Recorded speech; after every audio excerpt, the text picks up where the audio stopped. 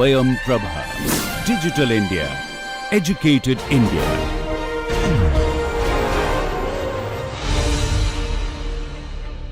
I think we are more or less set. Let's start. Though I would like to see why that recording isn't coming on.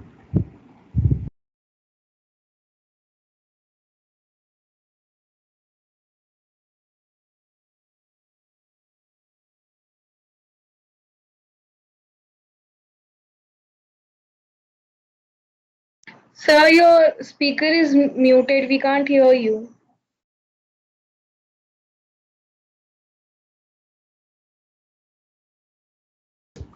We talked a little bit about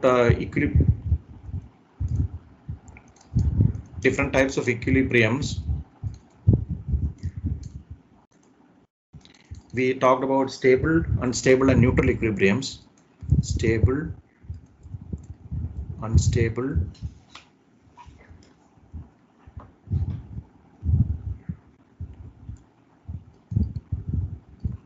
and neutral equilibriums. Neutral equilibriums. Okay. Now, once you have this, now the next what we will go into is now we have the Archimedes principle, which tells us that the body should float. What are the conditions that you should follow so that the body will float? We know those conditions. We have seen that. We have done 2 problems also. Now there is another thing about floating upright and floating at not in an upright condition. For example, suppose you have a body like this, and it is in a waterline like this, WL waterline, and suppose there is this is its center of gravity, its weight is acting here, G. This you should know, basic thing, that is G is the center of gravity, is where the entire weight of the body can be assumed to be acting. So that is G, the center of gravity of the body. And there is something known as B, the center of buoyancy, that you probably wouldn't have done. It is known as center of buoyancy. It is the centroid of the underwater volume. Underwater volume. Okay, it is the centroid of the underwater volume. That is known as the center of buoyancy. Remember that. So basically this B is the centroid of this region. This region. All the underwater volume, its centroid is given by B, this point B. Now, suppose you have a system like this, and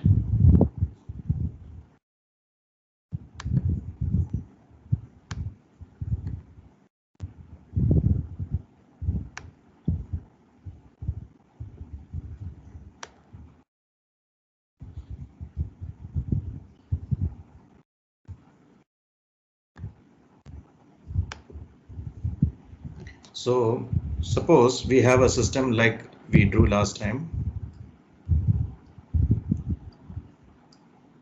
So there is a body which is floating at WL, and it has a G and it has a B. Now, as you can see, suppose that G and B act in the same vertical line. G acts B. From G, the weight W acts downwards, and from B, the upthrust acts upwards. They have used the symbols delta for both. So let us call this delta, the upthrust. So they are both acting. One is acting down. The weight of the body is acting down at G, and at B, the center of buoyancy, the upthrust is acting. In this case, the upthrust delta will be equal to W because it's floating, and the important thing is that delta and W are collinear. They should lie on the same line. If they do not lie on the same line, then what happens? For instance, let us suppose that a wind blew, a very strong wind blew, and it caused this, or let us take a different case. Let us say that I shifted, G is the center of gravity. Suppose I shift a lot of weights from this side to this side. These are the weights inside the ship. Okay, some weights I have shifted from here to here. So as a result, G will move to this point. So what happens? It will become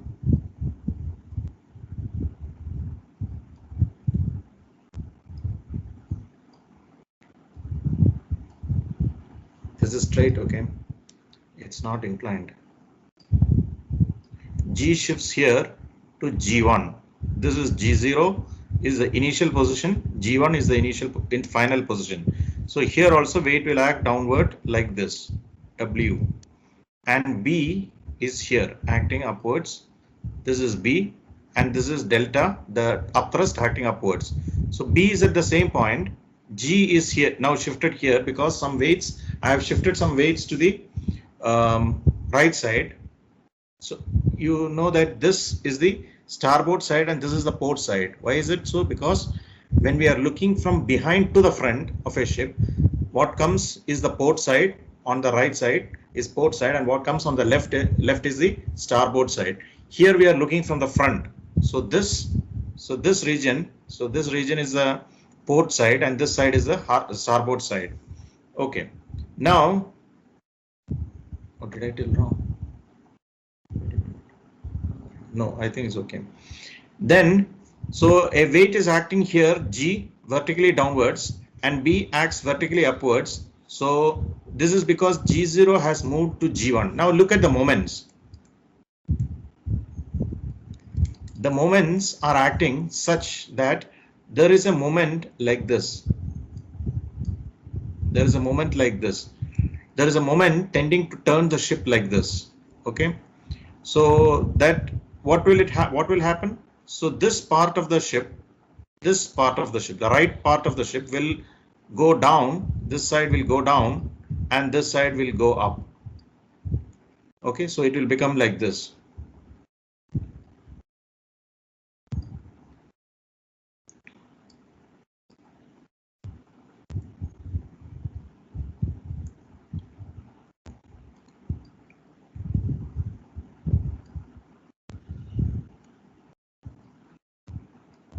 This is G1 and this is B1. I'll come to what is B1. This is B0. This is G0. Now the ship was initially floating such that G0, this is G0 and this is B0, such that G0 and B0 were in the same vertical line. As a result, its net moment was 0, and since the weights are equal in magnitude, the weight is also 0, so the whole thing is balanced and sitting. Now I shifted some weights on the ship from this side to the right side, and therefore the center of gravity of the ship shifted from G0 to G1. G0 is the center, G0 is the old one, G1 is the new one. It has shifted from G0 to G1. Now what you see here is that there is a moment produced causing this right side of this box to go down. So that is what has happened here. This right side of the box has gone down here. The right side of the box has gone down here, and actually when the right side of the box goes down, what happens to B? This you should have it very clearly. See, B is the centroid of the underwater volume. When there is more underwater volume on the right hand side, like when it tilts like this, there is more underwater volume on the right hand side than on the left hand side, because the left side is actually coming out of the water and the right side is going into the water. More right side is going into the water, more left side is coming out of the water. So the B of the ship, the B of this box will shift to the right because there is more volume underwater on the right side. So therefore underwater volume has shifted from B0 to B1, and it will shift so much that finally this G1 and B1 are in the same vertical line such that they are collinear again, and then a new equilibrium is formed. New equilibrium is formed. So this is basically how the ship heels or inclines. So this process by which, this is the cross section. I told you last time that there is something known as cross section. So this is the cross section. So cross-sectional view, and you are having basically what is known as heeling. Sometimes it is also known as rolling. If it is the dynamic phenomenon, it is the rolling. Or another word used parallelly with this is listing. Listing also means healing. That is another. Listing is an old word used by the British, and healing is a new word with the Americans. So that is the thing. So this is how the healing occurs. Then comes another interesting aspect.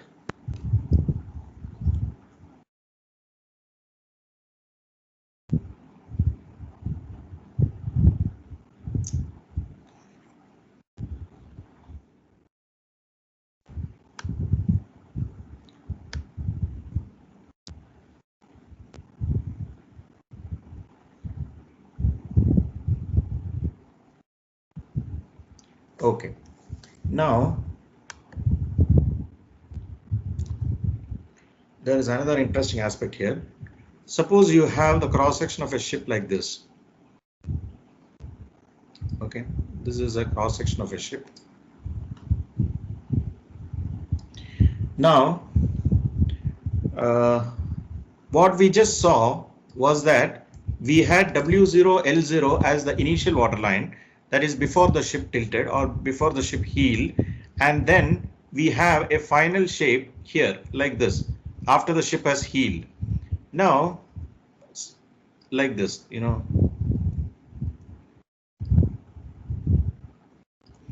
and here you have more volume on the right hand side, more volume inside on the right hand side. Left hand side has less volume. Most of the volume has come outside the water. So this is W0, L0. This is the water line after the ship has tilted. Now, usually there is another way of doing this. See, if you keep tilting the ship like this in all the figures, the problem is that the figure will become very cumbersome and it will become illegible. In fact, you won't be able to figure out how the figure is, what it is.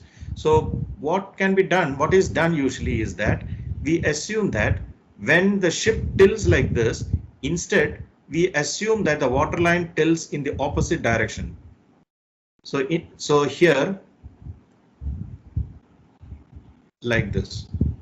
This is W5, L5. This is a common notation. That is, this phi represents the angle of heel. This is the angle of heel. This is the angle of heel, and this is a straight line, by the way. So angle of heel, and this, and that is why this is called W5, L5. And in the other,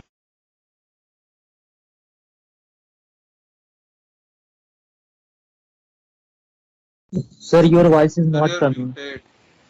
Sir, your voice is not coming.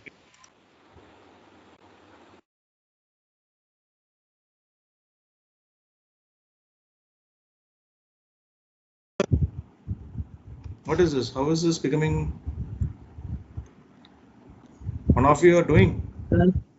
Sir, someone muted you again and again. That's what I'm saying. One of you are doing that, I think. Yeah. Okay.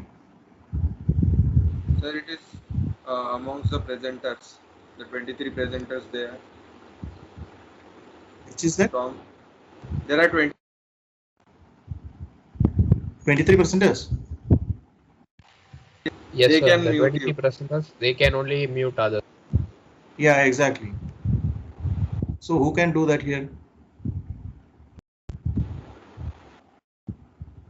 I don't know. Okay, for the time being, let it be.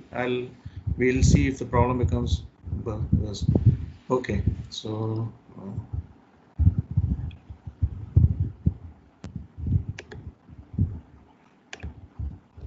Okay, so if you can hear me, then so what we have is we have W0, L0 as the initial water line, and W5, L5 or W1, L1 according to the two books.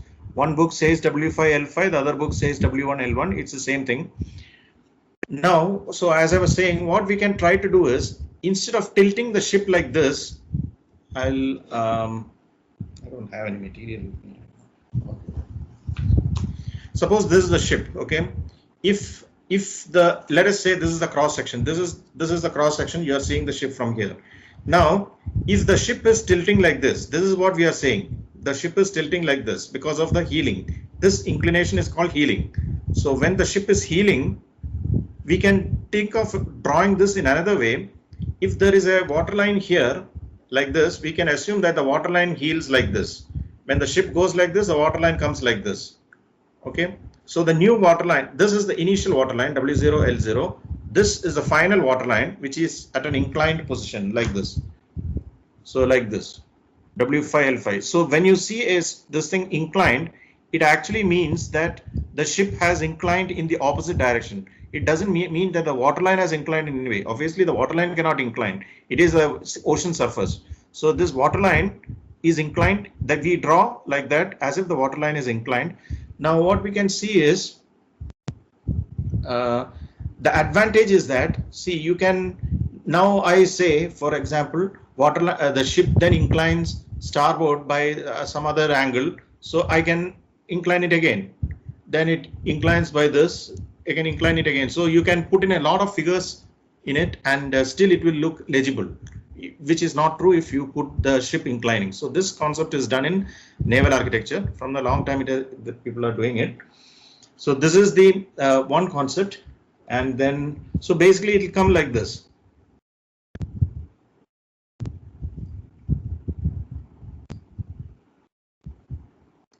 So here you will have W0, L0,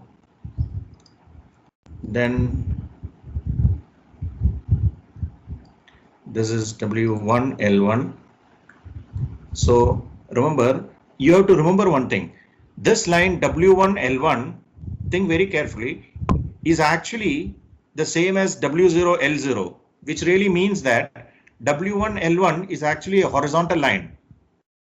So here, let us take W0, L0 first. It is a horizontal line. You know that it is a water surface. Water surface is always horizontal. And then perpendicular to that, we draw like this. And we put a G and a B. Usually in a very symmetrical ship, very well-defined designed ship, it will be like this. G is here and B is here. Now, when you incline the ship, which means that we have inclined the water line, like we have done this W1, L1, we can see that this line is also horizontal. So this line will become like this.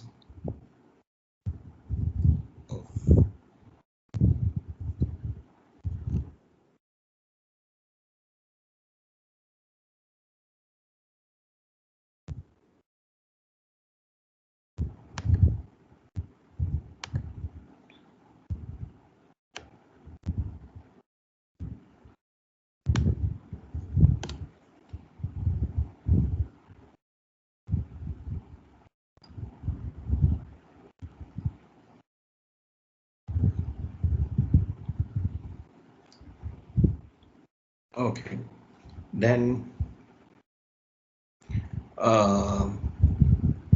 so what I was saying is that the new line, let's change the color, maybe that will make it easier, better.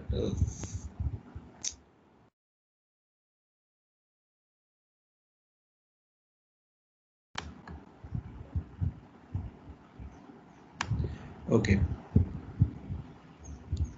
now therefore the final G, it will come here, G1.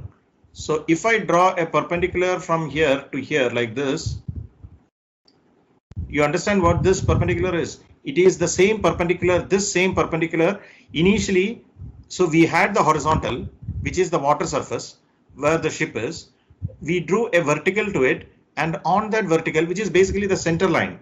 Okay, this is the center line of the ship, and we are assuming that it is a symmetrical ship. The left side is equal to the right side. So basically G is at the center, everything is at the center. B, center of buoyancy, is also at the center because equal sides are like this. It's upright. It's in an upright condition. So equal volumes are immersed in both the cases. So B is also somewhere here. So you have a B here. Then in the final case, when it is inclined, so W1, L1 is like this. Then you have this same figure, this same line will become like this. what you should know is that this line is vertical, just like that. This line is also vertical because this W1 L1 is horizontal. W1 L1 is horizontal. It is only for the ease of understanding the drawing that we draw W1 L1 as inclined. It is drawn inclined, all right. It has advantages. You can see, we will see as we go on, it has many advantages. But the fact is that W1 L1 in reality is a horizontal line, and this line is actually a vertical line. So this, let's assume this is B1. So what has happened is that the ship was initially like this with a waterline W0 L0. Some weights were shifted and it went to into G1. Some weights became put in G, and so the G shifted to G1. As a result, the ship inclined. The reason for that we have already seen. The ship inclined because of the moment that came up. And then you can write it also. I don't know how to do the color actually.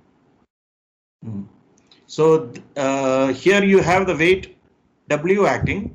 Here you have the upthrust delta acting. Here you have the weight W acting. Here you have the upthrust delta acting. Okay. So like this, it is at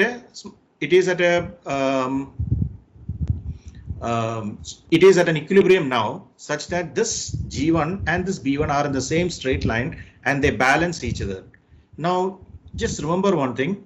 There are a couple of things here. First of all, we assume that whatever volume goes out here, you see let me take this again.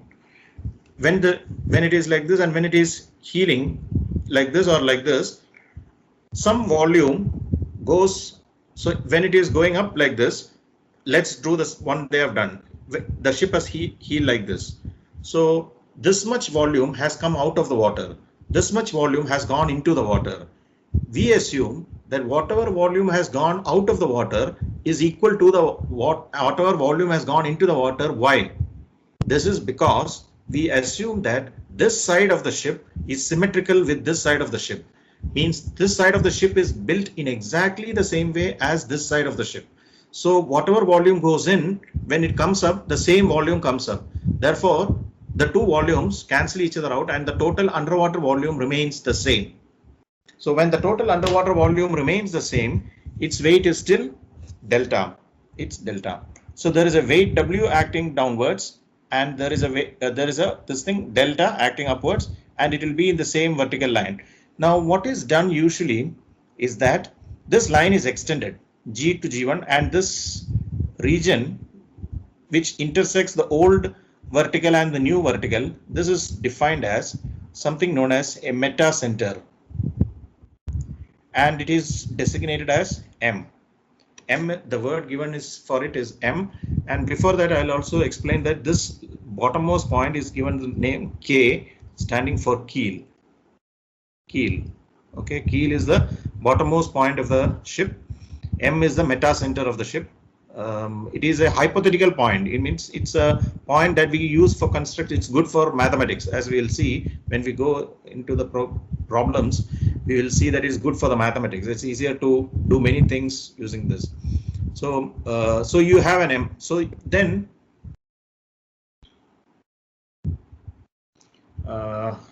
then what do we have? Then next is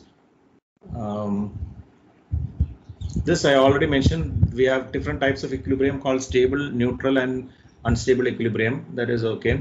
Then what is a condition for a body to float? This I told you. You have to know what is a condition for a body to float. Then there is one more thing that comes up here.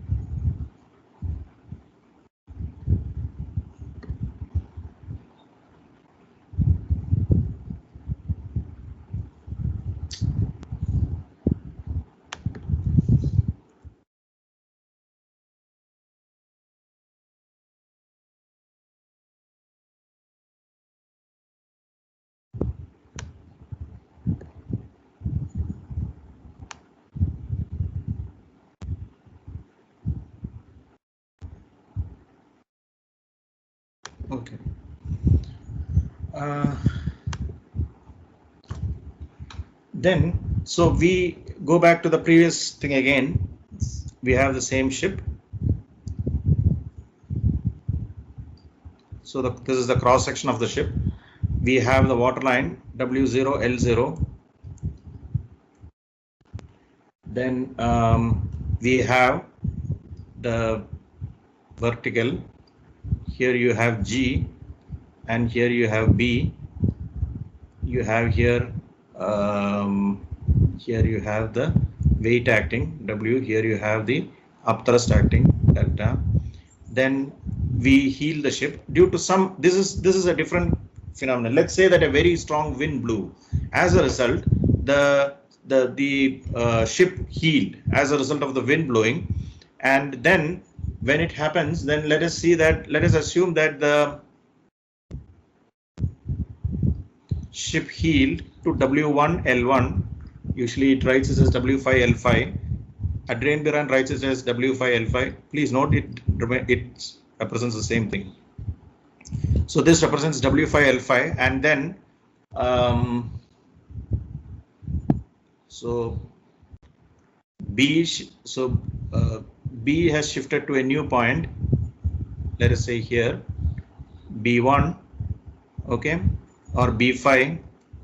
I draw a vertical from there just like last time, and it comes like this. This is M, the metacenter.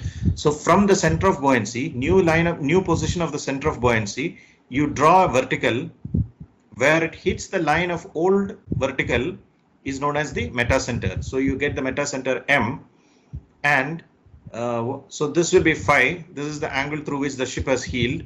So B5. Then what we can see is that in the final case, so I told you W5 L5 is a horizontal line. In that W5 L5, therefore, when I ask you in the final state, so this is the initial state when you had the ship like this, okay, horizontal, and then W0 L0 was the horizontal. So it's a very understandable, very clear-cut case. But when you try to tilt it, what happens is that you now have the ship is actually tilted.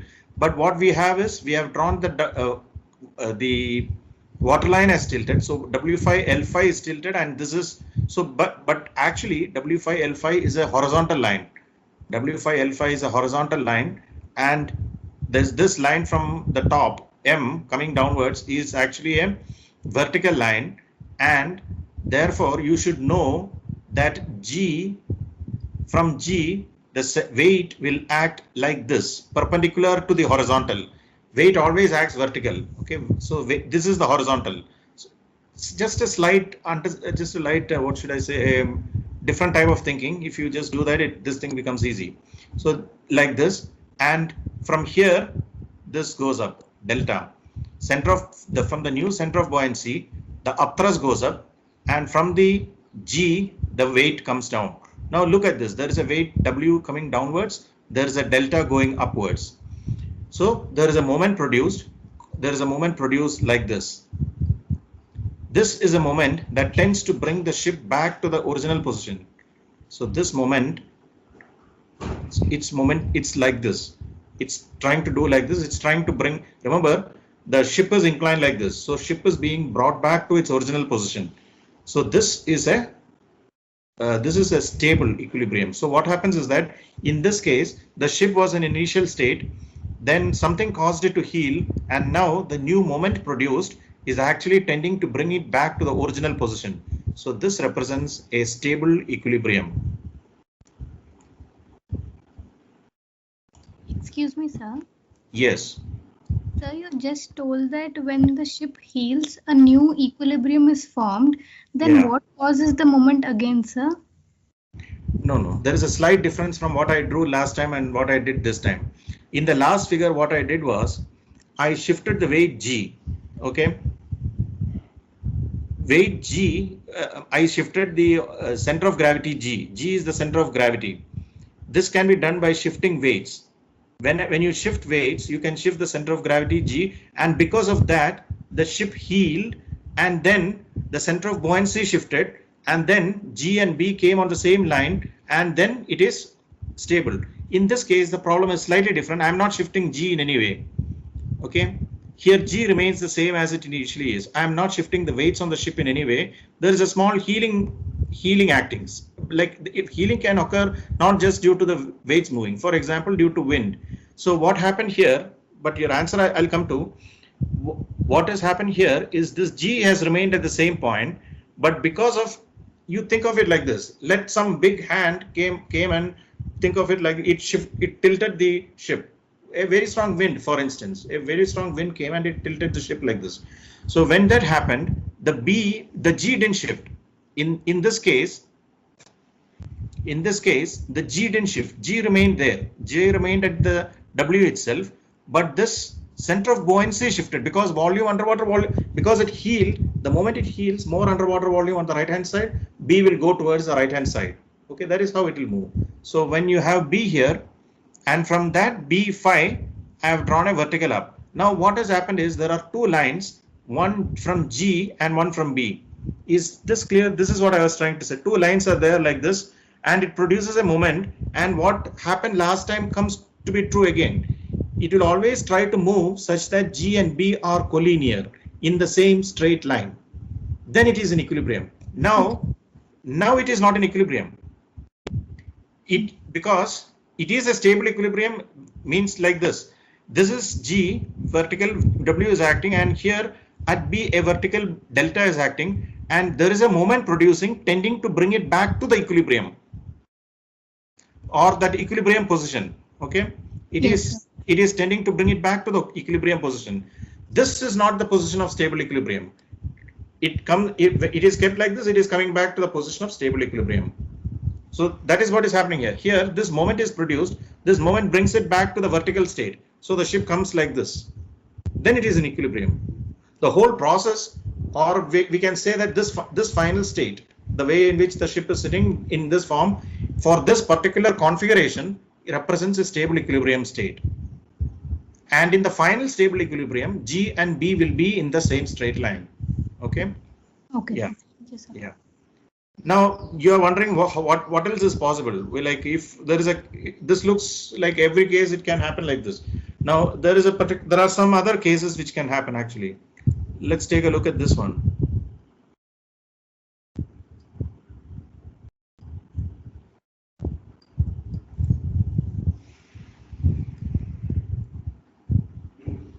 Now there is a G here. I'll put a G here. There is a G here, there is a B here. Now something has caused B to move. Okay, so here it is acting vertically like this. Here it is acting vertically like this, delta W. Now this B shifts to this position, B1 or B phi. B phi is to a position like this. Now it has tilted like this.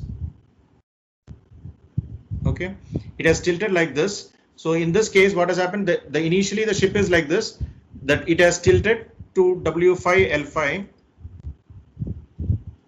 and the B phi has come to the new position, and from there I draw a vertical. This is a vertical. Now line is not good, but you see that M comes here, G is here. Now from this there is a vertical upwards, delta, and from G there is a vertical downwards, W. I hope the figure is clear enough for you. Now look at what has happened. It is causing the ship to tilt like this again. Look at the moment. This here it's like, here it's going upward, here it's coming down. So like this there is a moment acting. And this is causing the ship to tilt even further. This is because of the strange configuration of this ship, such that means it depends on the initial design of the ship, it depends on the way it healed, etc. Because of all this, because of all these things, what has happened is that this M in fact has come below G. If you really look at it, that's what has happened. M comes below G and an unstable equilibrium is produced. So this tends to go further heal. Further, the moment causes it to further heal. So it means it's an unstable equilibrium. So it comes below B, and an unstable equilibrium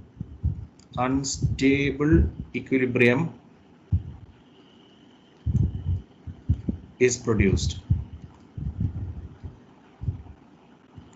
Now, if G and M exactly coincide in this, you will see that the lines B and this lines, two lines will coincide.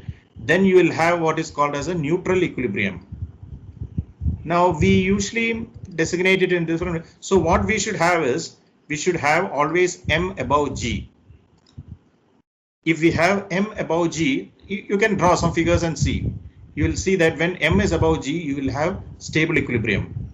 So we say that when M is above G in a ship, metacenter is above the center of gravity, the ship is stable. And it is usually designated as GM greater than 0. We define like this from here. GM greater than 0 means the ship is stable. If it is the exact opposite, which means that you have G at the above and M below, then you have GM is less than 0, and then the ship is unstable. This is the very basic condition for a ship stability. For the ship stability is that GM should be greater than 0.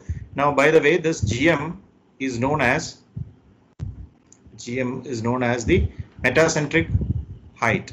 Metacentric height. Metacentric height. So this is one basic thing. Now what we have to do is we'll slightly change the wait. We'll slightly move into the other book for a bit of time. There are some interesting things in the other book. So now we take a look at what we call as the center of gravity, which is something which I am pretty sure you all know very well.